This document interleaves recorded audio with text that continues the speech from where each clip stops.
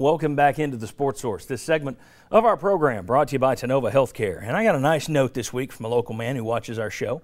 Wanted to thank us here at the Sports Source for taking one segment each August to discuss prostate cancer awareness and year-round talking about Tennova. See, he caught his cancer, caught it early, and took our advice. He trusted Tennova. A month later, he's writing to let us know how happy he was he did. So trust me, trust him, trust Tennova. Tennova.com. They saved my life, and I can't say much more for them than that. They do a tremendous job. Tennova.com to learn more. All right, welcome in the last member of our panel, last but not least, Bob Hodge, sitting right here. Bob Hodge, of course, a freelance contributor to the Knoxville News Sentinel. All right, leading up to spring practice in 4 weeks, we're going to do two positions each week and kind of preview them in the same way. And we start today with quarterbacks, and we have a little graphic, I think, at some point. There we go. Grade for 2014. Let's start right there. What do you think about the quarterback position in 2014? Letter grade. B minus. B minus? B minus, good. I think good and a little, at times below good, just average, but I'll give B minus. I thought it was a C under Worley and a B under Dobbs. So I'm in that B minus, C plus category. Okay. Chuck? I had it a little bit higher just because I thought the addition of Josh Dobbs brought so much. I would give it like a B plus overall just because that was such a huge, upgrade for your offense when you made the switch to Josh Dobbs. Of course, it didn't look like when your offensive line took a step back against Missouri and Vanderbilt. Even Dobbs didn't look so great. So I think the glow of the TaxSlayer Bowl might be lifting everything a little bit. That's all right. It's all right. Then the next question. Will the position be better or worse in 2015? Will the quarterback position be better or worse in 2015 at Tennessee? You lose Nathan Peterman, you add 3 freshmen. I think it'll be better. Now, that's contingent on Dobbs being healthy. But I think it'll be better. I thought Dobbs against Iowa, against Kentucky, against South Carolina, I thought he was exceptional. And against Alabama for the most part. He came in and did a nice job there. And here's the thing, too. He's going to be surrounded, I think, by better receivers.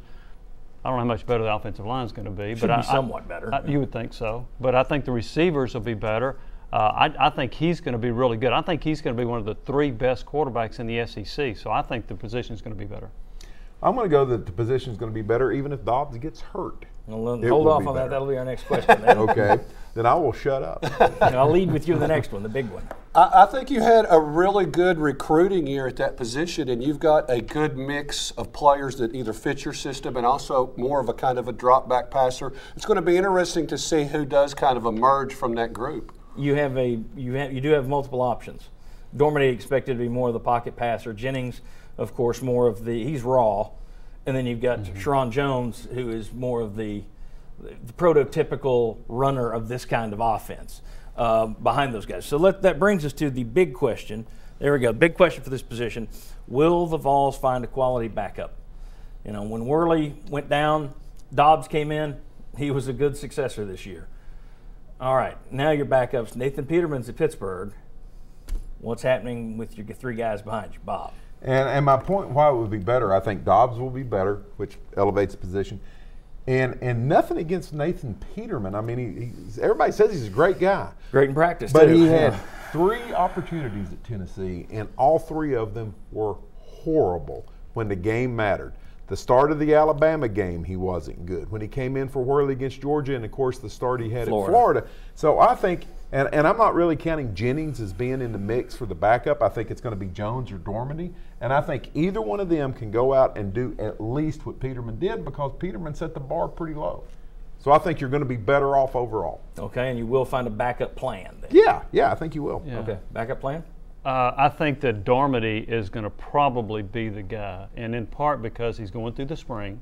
And I think in a lot of positions it doesn't matter. Didn't matter for Derek Barnett, but it matters at quarterback. And so I think his experience in the spring is going to give him the edge over Sharon Jones. Jennings, I think, is raw, as you mentioned. Dormady's a coach's son. He's got a really good football IQ. Not that Jennings doesn't, but Jennings was an athlete trying to play quarterback through high school. I think it's going to be Dormady. How good is he going to be? I don't know.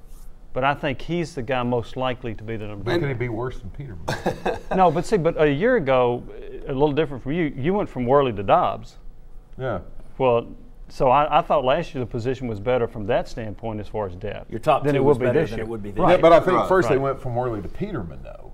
And But here's, I think it's really important. They quickly realized it. Really important too to keep Dobbs healthy, to where if you do give playing time, it's a matter of want to give playing time to somebody else, especially early on, as a matter of have to. You want to give those guys time to develop and give them some reps. And then I think it is going to be interesting to see how you do work them in, because I don't think Tennessee has shown much of a desire to play two quarterbacks. But I think you do need to have somebody else ready.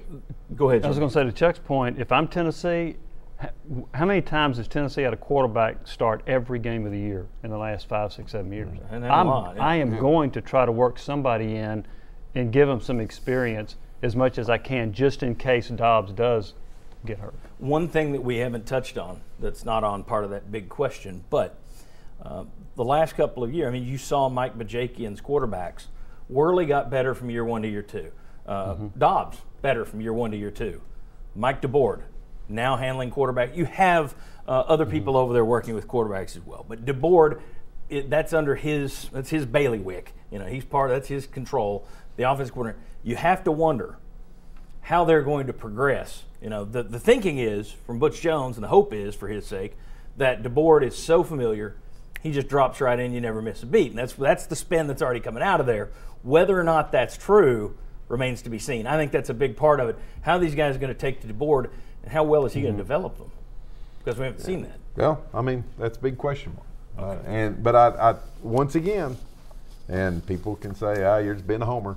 I'm going to defer to Butch Jones until Butch Jones proves he shouldn't be deferred to. Well, I think go ahead. And I was going to say, with DeBoard, a lot of people look and say, well, he's only coached quarterbacks at Fort Hays College or something. No, he might have been the tight ends coach at Michigan, but he was working with quarterbacks. Yes. He's worked with quarterbacks at most of his stops. Jim Chaney was a running backs coach. How many times was he working with the running backs in practice? Yeah. He was always with the quarterback. So DeBoard has worked a lot with quarterbacks. One thing that you can definitely say, in terms of just rankings, and sometimes recruiting rankings don't mean anything, but Dobbs, Dormady, Jennings, Jones, your overall talent, instead of being here, should be here now. Yep. So that's a positive. Yeah. All right. When we come back, we're going to take a quick look around the SEC. That's how we take a quick look. Okay. And then, that's a TV term. Then we're going to talk about the defensive line. We're going to have a little fun with what Nike might do with Tennessee's uniforms. And we'll break out the tendometer. Come on back on the Sports Source. Quality, quick. Trust Fast Frame.